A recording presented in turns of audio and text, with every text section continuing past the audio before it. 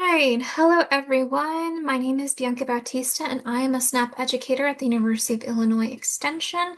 This is our third and final video of our webinar series, Nourishing Minds. Today, we are learning about food dignity and cultural engagement. For those of you who don't know, we have 27 offices across the state. That's one office per county. We do everything from STEM to Master's Gardeners programs at Illinois Extension. Today, our learning objectives will be first, we'll define food dignity, then understand what elements contribute to an ideal, welcoming environment, and finish off with impactful interactions when working with your clients. First, a short video from a very inspirational friend.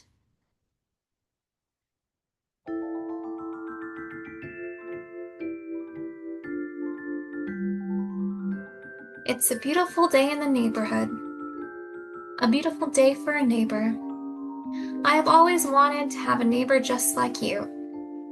I have always wanted to live in a neighborhood with you. Won't you be my neighbor? Imagine what our real neighborhoods would be like if each of us offered just one kind word to another person.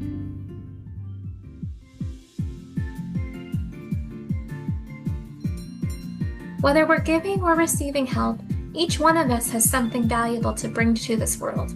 That's one of the things that connects us as neighbors. There are 3 ways to ultimate success. The first way is to be kind. The second way is to be kind. The third way is to be kind. Listening is where love begins, listening to ourselves and then to our neighbors.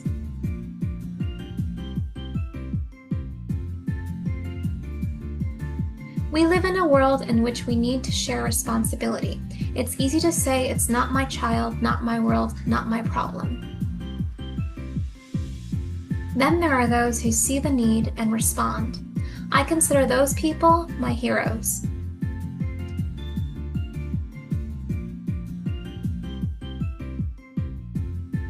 The more we can be in a relationship with those who might seem strange to us, the more we can feel like we're neighbors and all the members of the human family. Right. So let's open up the floor for a bit of discussion. What might the phrase food dignity mean? Do you think this topic will resonate with you? Who does it benefit, and how can we include it in our work? I think food dignity means that everyone deserves access to healthy foods that are relevant to their culture and are served with respect.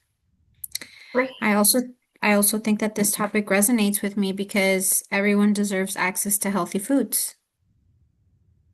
And who does it benefit? It benefits everyone no matter where you shop since we all eat. How can we include it in our work? Food dignity can probably be included when we're doing nutrition programs or even if we decide to do a food drive. Great ideas. By definition, for food dignity is the effort to support and honor everyone's right to healthy food at all times. This includes customer service, being trauma-informed, service with a smile, and overall being good listeners. Now, how about cultural engagement? Maybe you've heard the term cultural sensitivity before, but cultural sensitivity is the ability to recognize, understand, react appropriately to beliefs, values, norms, and behaviors to those persons who belong to a cultural or ethnic group that differs substantially from your own. However, cultural engagement might have a different kind of connotation. What do you think cultural engagement means?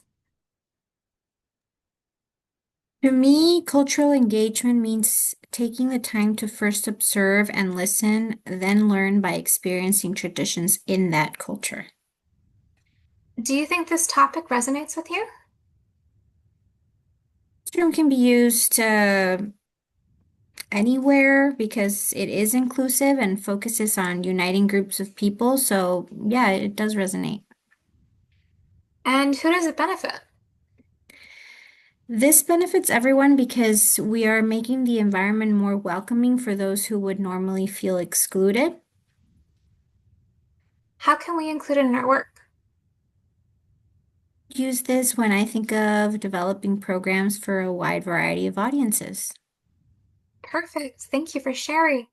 So, while cultural sensitivity focuses more on building awareness through learning and listening, cultural engagement focuses on experiential learning through engaging diverse audiences, as we've said.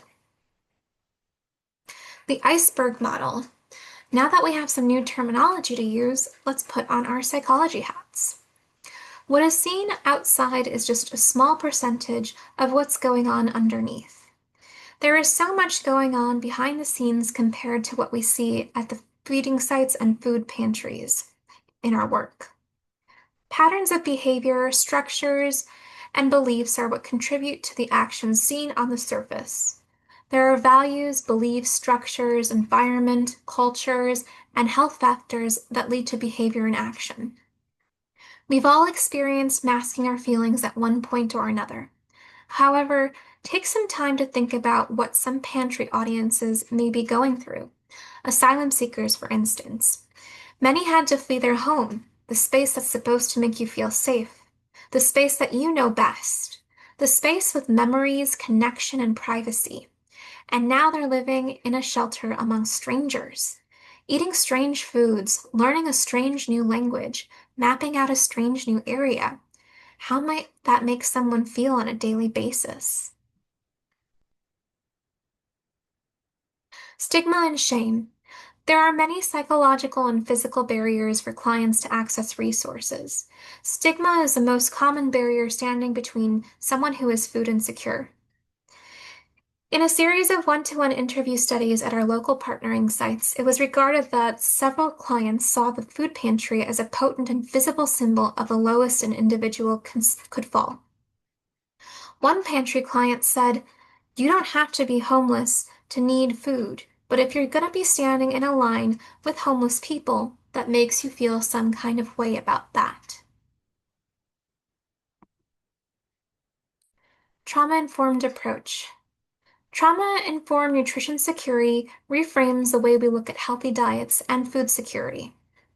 This concept is based on the idea that trauma and adversity can affect dietary behaviors such as chronic disease and health.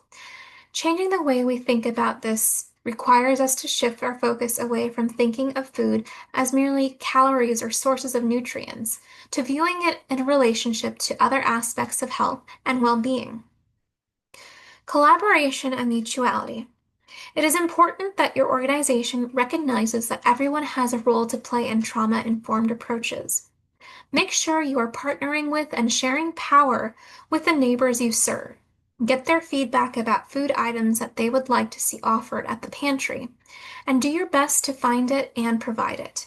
Healing happens in relationships and in the meaningful sharing of power and decision making. Empowerment, voice, and choice. As an organization, recognize that the people you serve have strengths and experiences that can help you. They are the experts on themselves. They are the experts on what they like. They are the experts on what they don't like. They are the experts on what they can cook, etc. Make sure they feel like they are empowered to come with you with ideas. Cultural, historical, and gender issues. The organization should be actively moving past cultural stereotypes and biases. Find a translator that can help a person who speaks Spanish, so they don't have to bear the weight of finding their own translator. Sometimes they'll keep their child out of school to translate, or they're unable to communicate their needs to pantry volunteers. Closing this gap can assist your clients in feeling needed, wanted, and fulfilled. Safety. It is important that everyone in the organization, whether it's staff, volunteers, or the people you serve, feel physically and psychologically safe. You also want to make sure you understand how your guests define safety. Being safe does not always equal feeling safe. Trustworthiness and transparency. Be transparent with your changes to processes or rules. Help your neighbors understand why you are changing things so that they don't assume you are changing the rules to make things harder for them. Peer support. Peers are individuals who have lived experiences of trauma. Some volunteers have gone through the same things as the neighbors you serve. Finding that connection between both parties positively impacts the physical environment.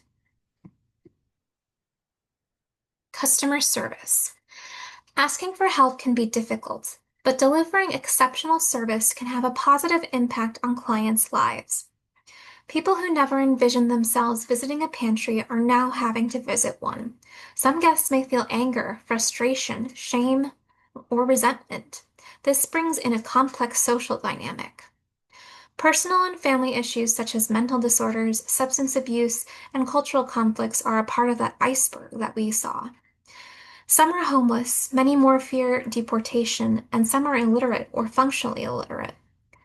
What we can do to take on the surface is to make sure that our customer service skills reflect dignity, respect, and an overall sense of understanding. Creating a welcoming environment. It is important to create an environment that respects the dignity of each neighbor visiting the pantry. Creating an environment where volunteers have a positive experience with guests and guests feel mutual respect is essential to support a welcoming environment. First, smile. A smile is contagious. Second, make conversation. Engage people in conversation that makes them excited to be at your pantry. Be positive. Enjoy making the world a better place by influencing it positively. Be inclusive. Add people you would never talk to on a normal basis into your friend group. Learn from them. Use inclusive language.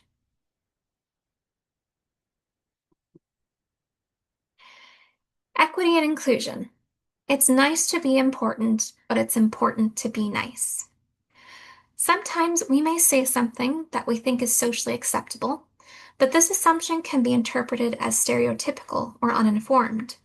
We may have that voice in the back of our heads that says, is it really okay to say this? Maybe I shouldn't. The answer isn't always clear until we say it. Rule of thumb is, if you have to question whether or not to say it, it's best left unsaid. Inclusive language is more than remembering to ask someone's preferred gender pronouns. It also means opening yourself up to diversity, equity, and inclusion research. For instance, we know food waste is a big problem in pantries, but do we understand why food waste happens? One major cause of food waste is cultural unfamiliarity with certain foods. Some foods are also forbidden in certain cultures or have a history of being less preferred in certain cultures. This is why it's important to offer clients surveys or ask if they have any cultural needs that the pantry can assist with. Offer people options as you would in a grocery store. Try conducting more anthropological and sociological research. Simply ask thoughtful questions like, is this a vegetable your family eats?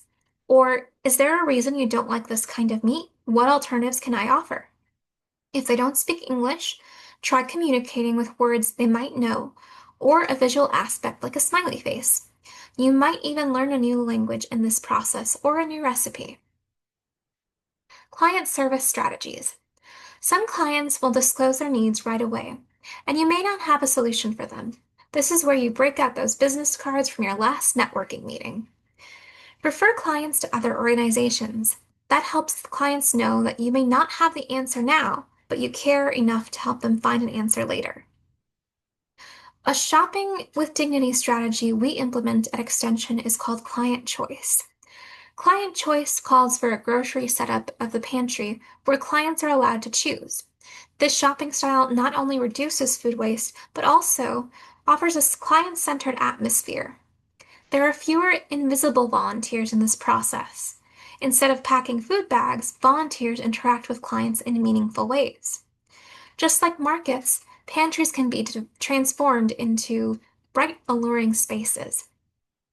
Ask local artists to paint a mural or hang photos on the wall of nutritious, culturally relevant foods. Make the space somewhere you enjoy working in. Cultural engagement means going beyond tolerance and acceptance to learn something about a new culture you've never experienced before.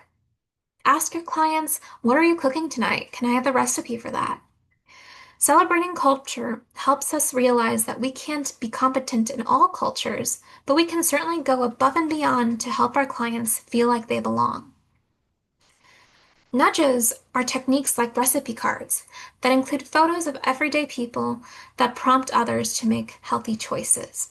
If you're using stock photos, try to make sure the photos contain people who look more like your target audience. Make them feel empowered by the representation in these pictures. What have we learned? Well, first, we must be mindful of food dignity in order to promote a dignified shopping experience. We must also make the site's environment more welcoming. And finally, remember that smiles are contagious. People feel safe and comfortable when we socialize with them. Make it all count. Activity time. I'll show you a picture of the client and read a story. You'll tell me how you'd interact with that client. There are no right answers. Use your imagination. So here, an older gentleman in the pantry looks very sad. It turns out everyone forgot it was his birthday. How can you help? I would ask if you would like the volunteers to sing him happy birthday or let him choose a special item.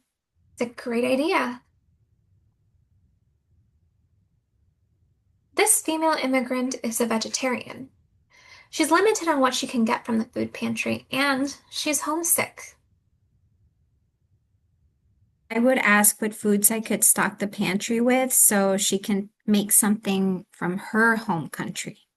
It's a great idea. We love to stock different kinds of foods at food pantries for that reason. A very rambunctious child is full of energy. They've been quite destructive. I would work with the pantry staff to see if we can provide a space for kids to have some fun while their parents shop. That sounds like a good plan. Thank you for sharing. Collecting data. We've all taken a survey or collected some sort of data, whether formal or informal. The US Census, for instance, tracks a great amount of demographic data in terms of quantity. But how about going beyond numbers? Qualitative data is also important. This data comprises of verbiage from focus groups. This is where you ask serious questions like, do you feel your culture is reflected in this image? By collecting this type of data, you are getting detailed response that builds bridges between the client and the organization. It's important that we receive insider knowledge from clients with a culture different than our own, so we don't assume or insinuate. Active listening in these focus groups help us unlearn any cultural biases we may have. When we support our unseen audiences, they will want to return to our programs because we have established a basis for trust. There are three important skills when practicing cultural engagement in the community. You may have heard of some of these, but do you know the difference? Cultural competency is the ability to understand, communicate, and effectively interact with people from diverse cultural backgrounds by recognizing and respecting their values, beliefs, customs, and behaviors. Think about when you travel abroad to another country to view some sort of monument that they have.